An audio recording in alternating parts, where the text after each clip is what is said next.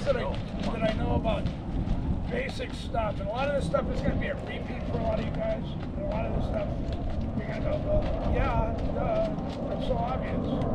And then for some guys that are here, they might go, oh, well, that's a cool idea. I'll try that. So this is the IOM Clinic. Most of it's going to be on the water. It's going to be about exercising and practicing Rule 14. Rule 14 is collision avoidance. You're not hitting other guys. And I have a radio. I'm looking for anybody who needs a radio. I have a radio. It's a 2.4. It's got 2 receivers with it. Batteries are, it's got a battery for the transmitter. It has the charger unit and all that. So if anybody is in need of a radio or wants to upgrade from a Fly Sky radio, I have a radio. From a Fly Sky? I thought the Fly Sky wanted to be upgraded. That's nice of you, Jess. Thank you. Yes. Oh, yeah, come on. A number of guys have checked it out and said they don't want it. It's like a new radio. I got it from a guy who passed away, rest his soul. His family had his stuff, and they said here. And it came with a Soling and a Notum and a couple other things. Those boats have all been disseminated up in Northern California. And this is what's left. So I'm not going to try and tell you that I know everything about every IOM out there. I don't. And I don't know that I know that much about it all anyway, but I do know that some of the practices that I do and the things that I do to ensure that my boat is set up right and that my boat is the best tune it could have are the things that I'm going to talk about on the tuning stand. What I will say is that every boat is different. I can't do a setup like we do for the DF95 or Odom or something like that. Everybody's boat in those is exactly the same.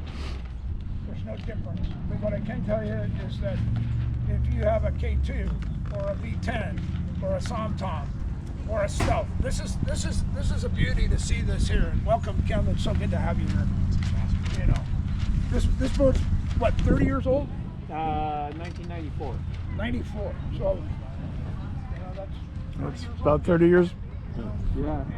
And it's still here, and he still competes.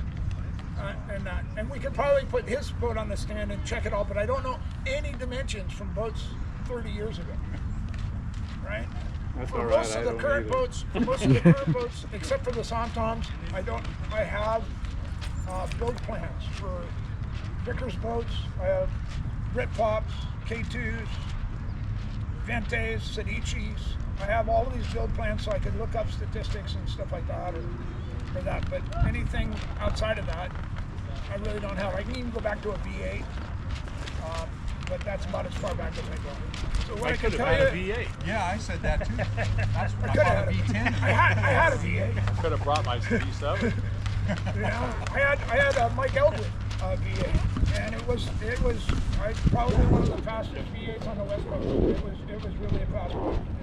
It did really well. I enjoyed my V8 a lot. Won the Canadian Nationals with it and did really well back east with it qualifying for the Worlds.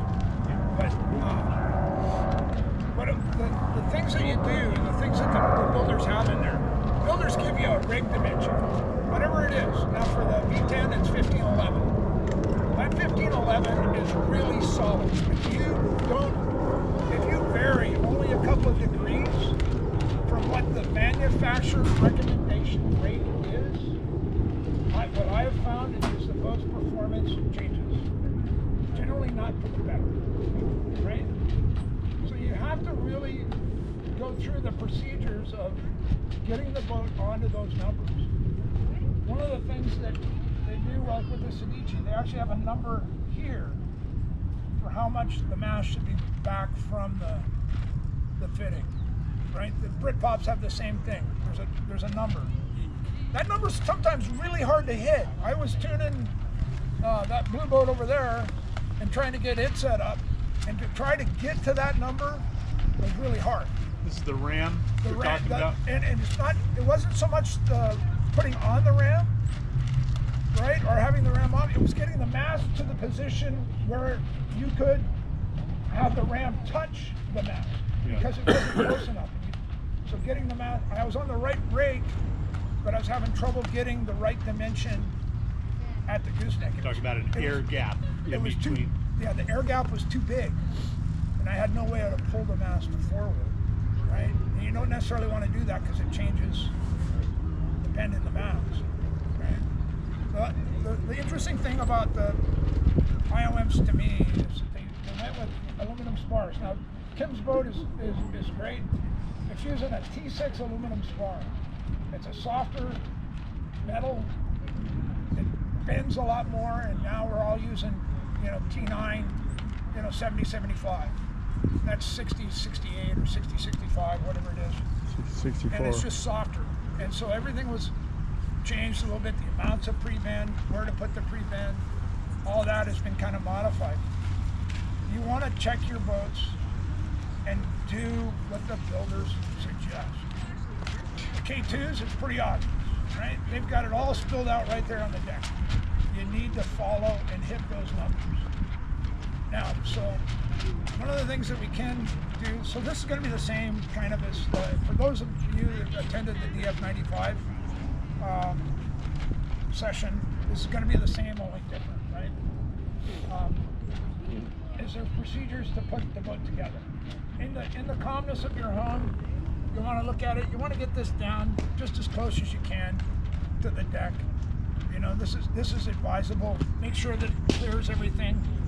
If the builder says it only wants to be 5 millimeters off of that, I would make sure that you're only 5 millimeters off of that. Set your pivot points accordingly. A lot of this stuff is stuff that you do in the calmness of your garage, your living room, your dining room, your bedroom, wherever you like to have your boat. And you sit there and you tinker with it and you try and get those numbers and all of that.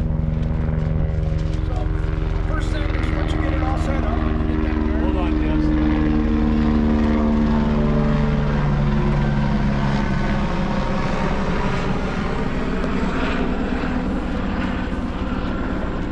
Clear. So when you get that all done and you have everything basically all set up, you want to put a lot of effort into making sure the mast is in the center of the boat. That it's same side to side and all of that before you start cranking on a whole bunch of backstay or anything like that. Now, somebody asked me earlier today, and what I do is I put the mast to straight. I take a little bit of the pre-bend out and I put the mast to straight, and that's where I measure my rig. You don't want to measure it all loaded up with all the, any bend in it and all that. I make the mast straight, lay it on its side, and I measure the rig. I don't know what it is for a sound tom, but I guess it's from the transom. I measured from the bow. I don't really have the numbers in front of me, but I did it at home. It's okay. I'm not going to do it. So, in this case, the boat's measured from the bow here, I guess, right at the back of the rubber. Yeah. To the jib band, the 2020 band, right? Yeah. If your boat is measured from the bow, you always measure it from the bow. A Britpop is a bow measurement. Yeah. Now the Sedici, the B10, the K2, I think the K2 is a bow measurement too, right? Yeah. I know the Vickers boats and that are transom measurements from the back of the band and the transom. That's the first thing I do, and then I start to add a little bit more backstay or whatever in order to tension everything up. The next thing to do is to go through and set all your sheeting angles. And once again, the manufacturer is going to tell you, the boom should be 10 millimeters off or 7 millimeters off. I went out and I invested in a tape measure that is just metric. So it's the same on side to side. Because I believe that really small increments seem to make pretty big differences in the speed. And so I want to make sure. So I invested in a tape measure that's just not one that's American on one side and metric on the other. And if that's all you got, that's all you got. But I do that. I invested in that, and I recommend it. The other thing that I do is I have a nice little ruler. Some guys have right angles. Those are really cool too. They're a little right angle thing. And I use this for all of my other measurements. and depth and so on, and I would do that. How many times in an event do I check it? I'd say I check it at a minimum every time before I put my boat in the water. At a minimum, if not more. Why? Because we've determined through practice and tests, I ran tests, I watered them down, I left them dry, I put them in the sun, I put them in the shade. Spectra sheets shrink. They shrink. And then when you get them all wet and you start straining them again, they stretch. Yep. So I bet you we're all using Spectra sheets. Anybody not using Spectra? If you have Dacron, that's a good sub, but it's generally way bigger to get the tensile strength of the sheet, the Spectra. But so they're constantly moving. So you can't set your boat up. You can't set your boat up and say, I've got it perfect, right? Because it'll change. Now some stretches more than others, some doesn't stretch. So that's something that you can only learn by testing, checking it and testing it, right? Those are some of the basics. Most of you are probably all well aware of all of those basics. I don't have a lot other than the basics. I don't have a lot of really super advanced. I don't have a silver bullet. I don't have a lot of things I can talk about. Some of the stuff, Jim Sears sent me an email and he says, I was having trouble with this picture, and he sent me a picture of this boat, and he had trouble with the main backwinding and not, being able to stop that. Now, from your picture, looking at it, I think you might have had too much twist in the main. Yeah, probably. So one of the things that happens, if you take your boat and you have it all set up, and you find, like Jim's case, that the jib is backwinding into the main, there's a couple of things that are potentially happening. One, did you check your jib to ensure that it was out as far as it should be? Yeah, that was the first thing. That was first thing. And sometimes as you get up in the upper parts of the rig range, you actually want to, so like I'll recommend for most setups to be about 65 millimeters off the mast, from the center of the mast to the inside of the boom. Measure, just like this. Center of the boom, or to the boom to the center of the mast. And as you get up to the upper parts of the rig range, it's not a bad idea to ease that jib out just a little bit. For those of you that have done big boat sailing, and that, you know that easing it out just a little bit kind of helps, because there's so much of a volume of air that travels through there. Now looking at your boat, I would have gone with a little more bang and taken a little bit of the twist out. I wish I had the picture enlarged so I could share it with all you guys, but I don't. The other thing is that if the mast is really straight in here, and this goes a little bit further, if the mast is really straight in this area, right? One of the things you can do to help flatten the main, which is something that you asked about specifically, and that was how do I flatten the main? You can put a little more mast bend in there, which means actually taking out a little bit of your mast ram. The tendency on the flat water, now you're sailing in choppier water and all of that, the tendency here is to keep the mast really straight in the lower sections, right? And so on. We also don't sail at the top of the rig range. We also don't sail in chop, right? So there's different settings for what we do here versus what you might do in Texas. And that's one of the advantages of traveling to other venues outside of our venue to go and experience that. The closest we have venue to us that might provide that would be Foster City, because you'll get chop, you'll get bigger wind, you'll get the top of the rig range, you'll get other rigs, and that's a real advantage. So if you add a little bit, one of the things that makes that main really full like that is that there's a curve built into the sail, left curve. And that left curve, when the mast is really straight, is all pushed back into the sail.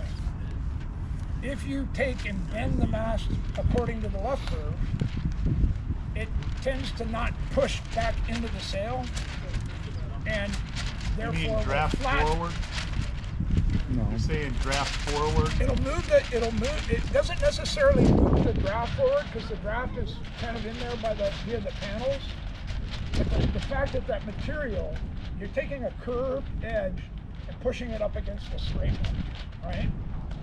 And so that curve, that material has to go somewhere, right? Oh, okay. Because it's being made to be straight, right? So it goes back into the sail and it creates a fuller sail. So in light conditions and the kind of conditions we have, that fuller sail is really good.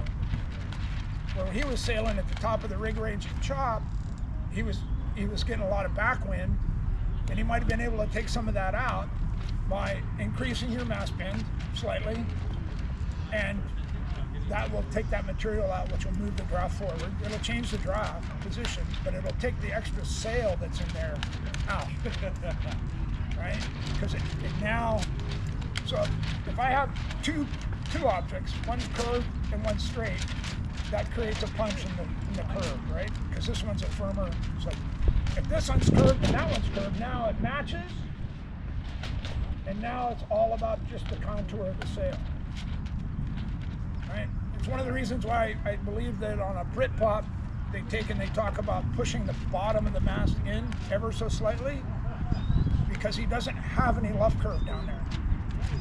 It's really, really flat. So if you have the mast with any kind of curve or even straight, it's not enough.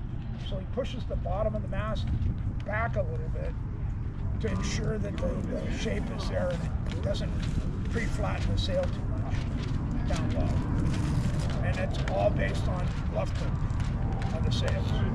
Everybody does it a little bit different. I do it different than Brad Gibson does it different. I do it different than Craig Smith did it. I do it different than Vickers. If I buy sails right now, I would probably buy Vickers sails because I sailed a lot of Vickers boats. But I like them because they're a little bit fuller.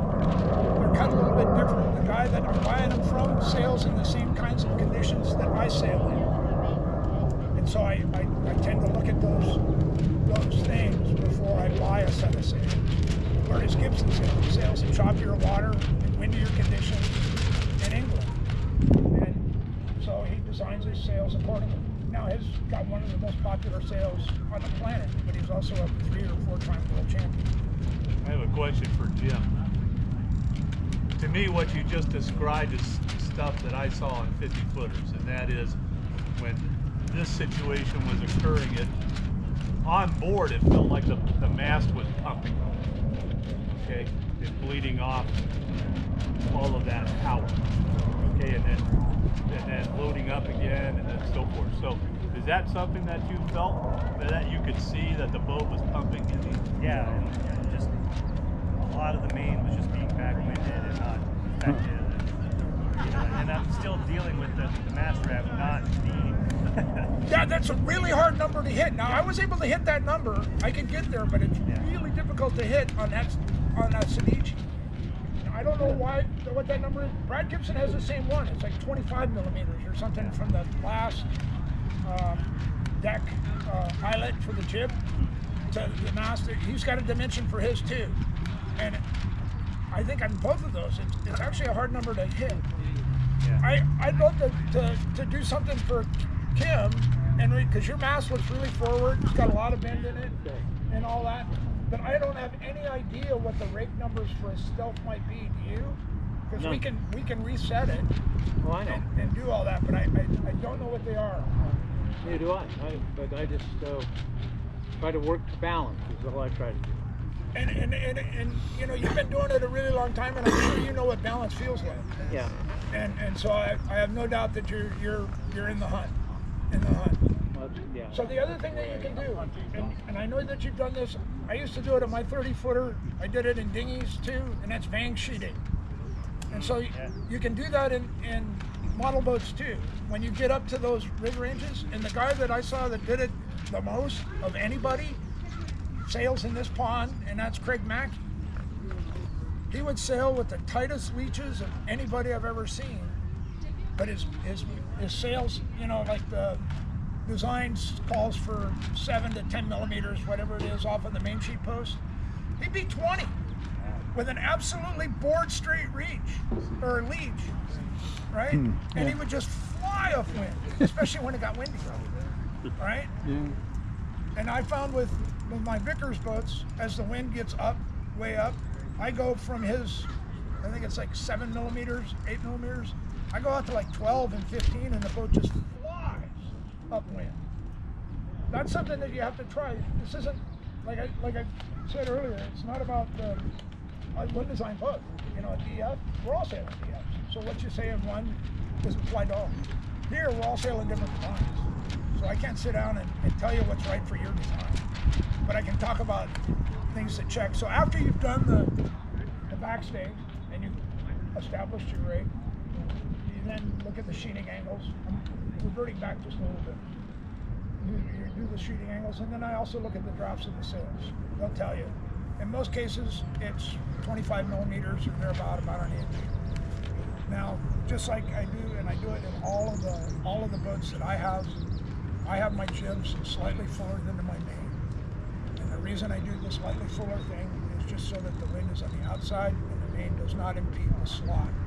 It flattens. It keeps that slot open ever so slightly, just by having it flattened out just a little bit. If your main is way fuller than your jib, you're not gaining any power, you're blocking the airflow out of the jib. To have them the same, great.